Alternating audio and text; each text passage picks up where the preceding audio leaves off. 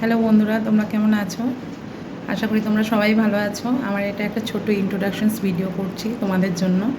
আমি পূর্ণিমা, আমি বর্ধমানে থাকি। আমার স্বামী, আমার মেয়ে আর আমি আমার মায়ের বাড়িতে, আমার শ্বশুর বাড়িতে আমার শ্বশুর শাশুড়ি থাকে, মাঝে মাঝে ওপাড়ায় যায়।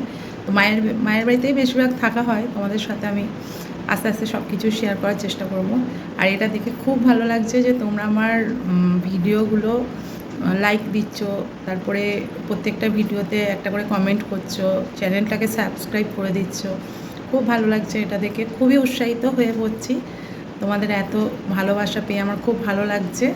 আস্তে আস্তে তোমাদের সামনে আরও ভিডিও সুন্দর করে এডিট করে তুলে ধরার চেষ্টা করব। সবে শুরু করেছি।